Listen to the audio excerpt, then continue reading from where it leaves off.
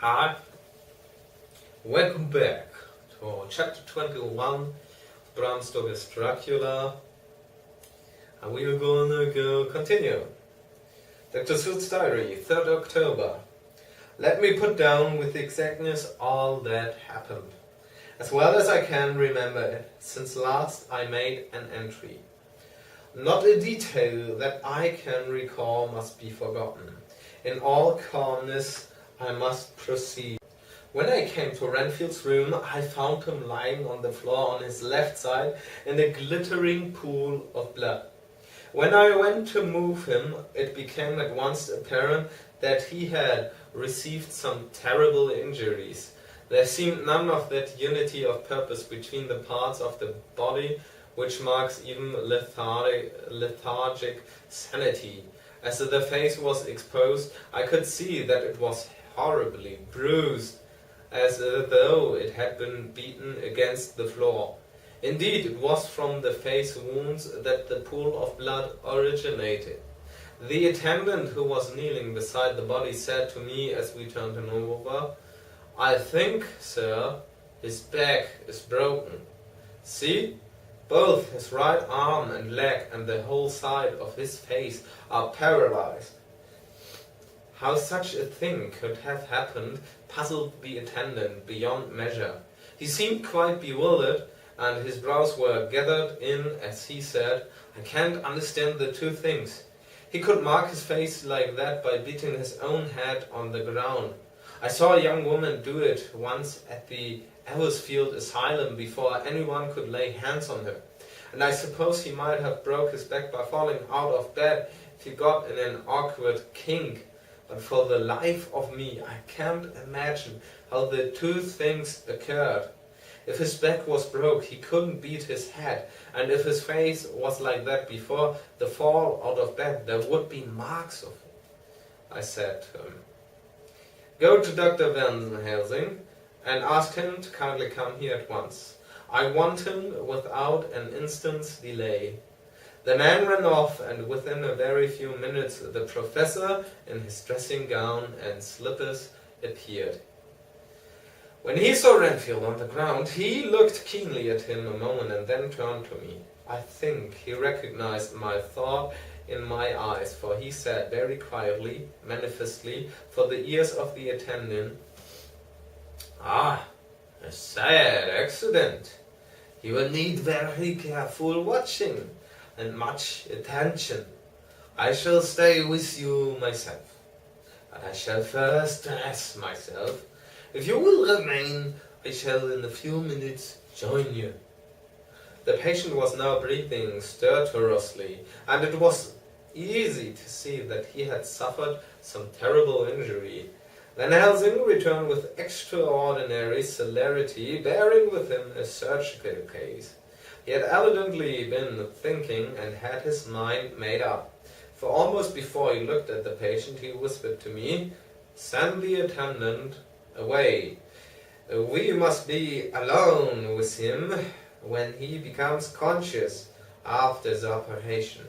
So I said, "I think that will do now, Simmons. We have done all that we can at present. You had better go your round, and Dr. Van Helsing will operate. Let me know instantly if there be anything unusual anywhere."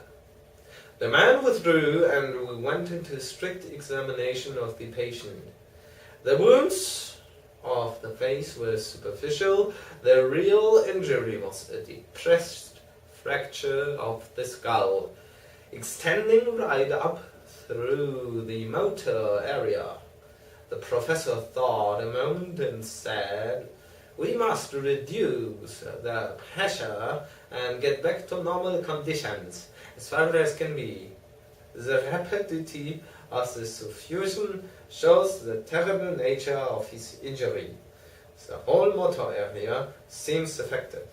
The suffusion of the brain will increase quickly, so we must refine at once, or it may be too late." As he was speaking, there was a soft tapping at the door. I went over and opened it, and found in the corridor, without Arthur and Quincy, in pajamas and slippers, the former spoke. I heard your man call up Dr. Van Helsing and tell him of an accident, so I woke Quincy, or rather called him as he was not asleep. Things are moving too quickly and too strangely for sound sleep for any of us these times. I've been thinking that tomorrow night will not see things as they have been. We'll have to look back and forward a little more than we have done. May we come in? I nodded and held the door open till they had entered. Then I closed it again. When Quincy saw the attitude and state of the patient and noted the horrible pool on the floor, he said softly, "My God, what has happened to him? Poor, poor devil." I told him briefly and added that while we expected he would recover consciousness after the operation. For a short time, at all events, he went at once and sat down on the edge of the bed with Godalming beside him. We all watched in patience. "We shall wait," said Van Helsing, "just long enough to fix the best spot for finding, so that we may most quickly and perfectly remove the blood clot, for it is evident that the hemorrhage is increasing." The minutes during which we waited passed with fearful slowness. I had a horrible sinking in my heart, and from Van Helsing's face I gathered that he felt some fear or apprehension as to what was to come. I dreaded the words that Renfield might speak. I was positively afraid to think, but the conviction of what was coming was on me, as I have read of men who have heard the death watch. The poor man's breathing came in uncertain gasps. Each instant he seemed as though he would open his eyes and speak, but then would follow a prolonged stertorous breath, and he would relapse into a more fixed insensibility. Inured as I was to sickbeds and death, this suspense grew and grew upon me. I could almost hear the beating of my own heart, and the blood surging through my temples sounded like blows from a hammer. The silence finally became agonizing. I looked at my companions one after another and saw from their flushed faces and damp brows that they were enduring equal torture. There was a nervous suspense over us all, as though overhead some dread bell would peal out powerfully when we should least expect it. At last there came a time when it was evident that the patient was sinking fast. He might die at any moment. I looked up at the professor and caught his eyes fixed on mine. His face was sternly set as he spoke. "There is no time to lose. His words may be worth many lives. I have been thinking so as I stood here. It may be there is a soul at stake, which shall operate just above the ear."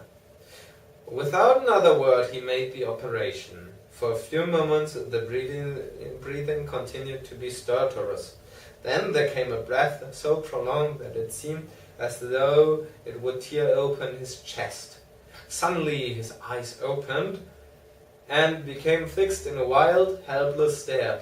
This was continued for a few moments, then it softened into a glad surprise, and from the lips came a sigh of relief.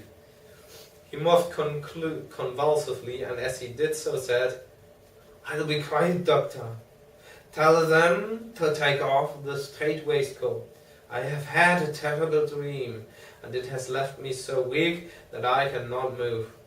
What's wrong with my face? It feels all swollen, and it smarts dreadfully."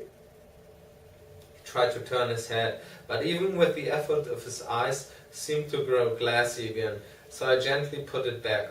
Then Van Helsing said in a quiet, grave tone, "Tell us your dream, Mr. Renfield." As he heard the voice, his face brightened through its mutilation, and he said, "That is Dr. Van Helsing. How good it is of you to be here. Give me some water. My lips are dry. And I shall try to tell you. I dreamed. He stopped and seemed fainting.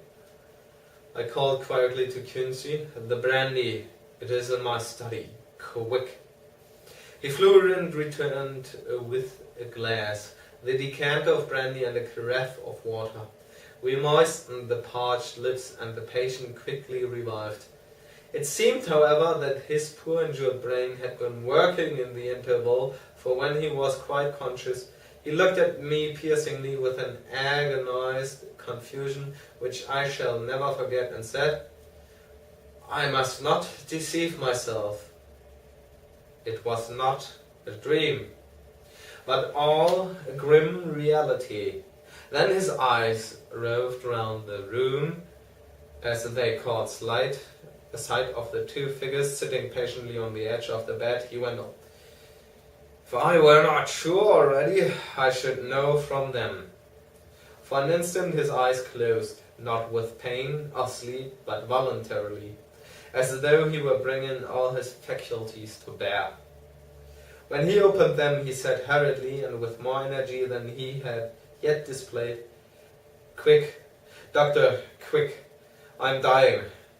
I feel that I've but a few minutes, and then I must go back to death. Or worse. Wet my lips with brandy again. I have something that I must say before I die, or before my poor crushed brain dies anyhow." "Thank you. It was that night after you left me, when I implored you to let me go away. I couldn't speak then, for I felt my tongue was tied. But I was as sane then, except in that way, as I am now. I was in an agony of despair for a long time after you left me. It seemed hours. Then there came a sudden peace to me. My brain seemed to become cool again, and I realized where I was. I heard the dogs bark behind our house, but not where he was." As he spoke, Van Helsing's eyes never blinked, but his hand came out and met mine and gripped it hard. He did not, however, betray himself. He nodded slightly and said, "Go on." In a low voice, Renfield proceeded. He came up to the window in the mist, as I had seen him often before.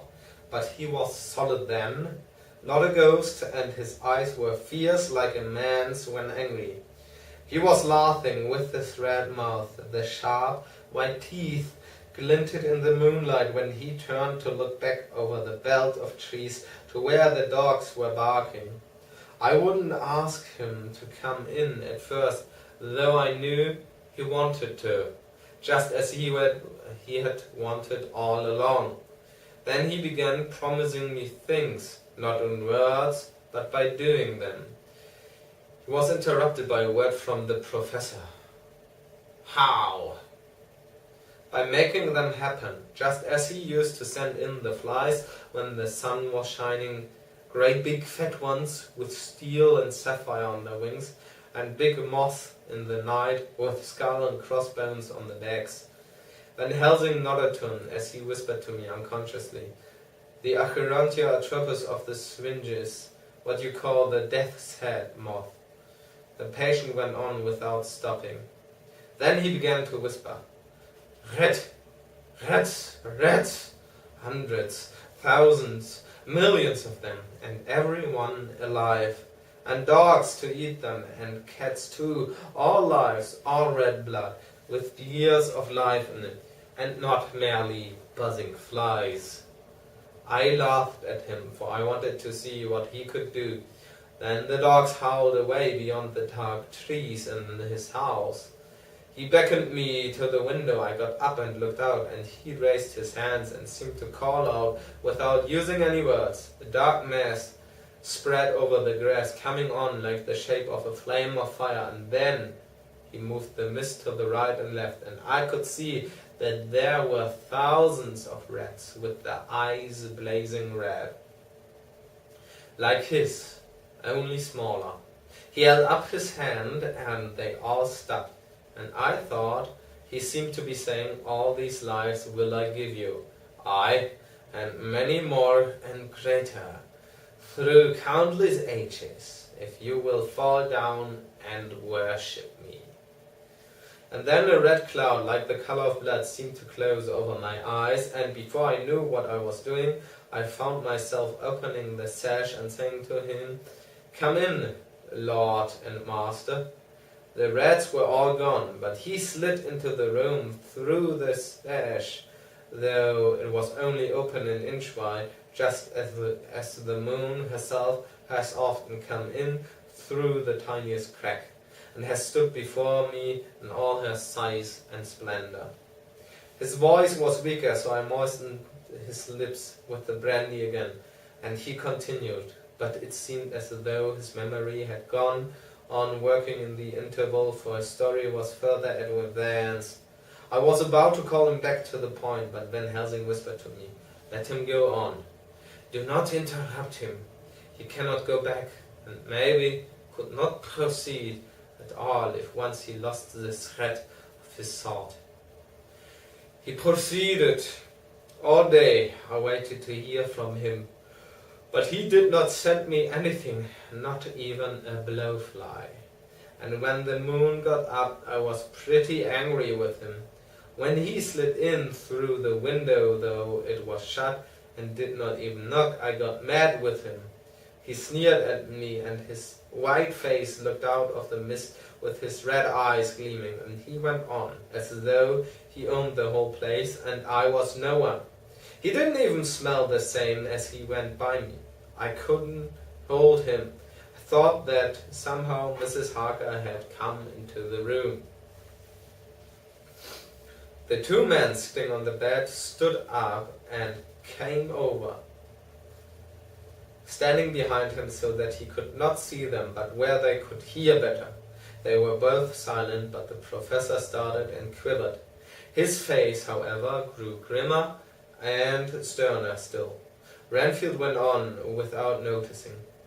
"When Mrs. Harker came in to see me this afternoon, she wasn't the same.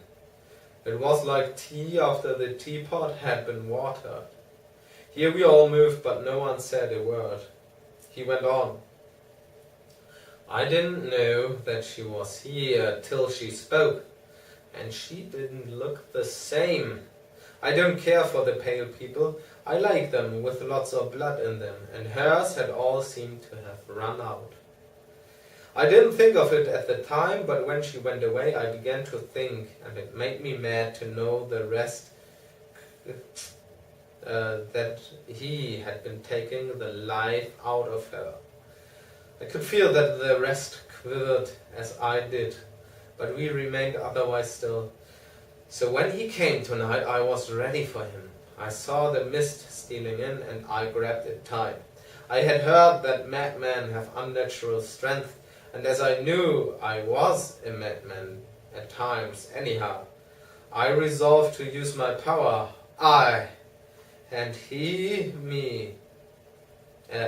felt it too, for he had to come out of the mist to struggle with me. I held tight, and I thought I was going to win, for I didn't mean him to take any more of her life, till I saw his eyes. They burned into me, and my strength became like water. He slipped through it, and when I tried to cling to him, he raised me up and flung me down. There was a red cloud before me, and a noise like thunder, and the mist seemed to steal away under the door. His voice was becoming fainter, and his breath more stertorous. Van Helsing stood up instinctively. "We know the worst now," he said. "He's here, and we know his purpose. It may not be too late. Let us be armed, the same as we were the other night. But lose no time. There's not an instant to spare." There was no need to put our fear, nay, our conviction into words. We shared them in common. We all hurried and took from our rooms the same things that we had when we entered the Count's house. The professor had his ready, and as we met in the corridor, he pointed to them significantly as he said,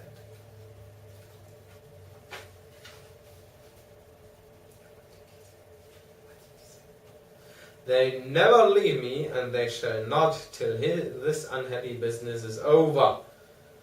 Be wise also, my friends. It is no common enemy that we deal with. Alas, alas, that the dear Madam Mina should suffer. He stopped, his voice was breaking, and I do not know if rage or terror predominated in my own heart. Outside the Harkis door we paused. Arden Quincy held back, and the latter said, "Should we disturb her?" "We must," said Van Helsing grimly. "If the door be locked, I shall break it in." "May it not frighten her terribly? It is unusual to break into a lady's room." Van Helsing said solemnly, "You are always right, but this is life and death.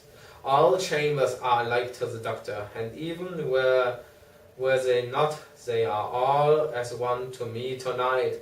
Friend John, when I turn the handle, if the door does not open, do you put your shoulder down and shove? And you too, my friends."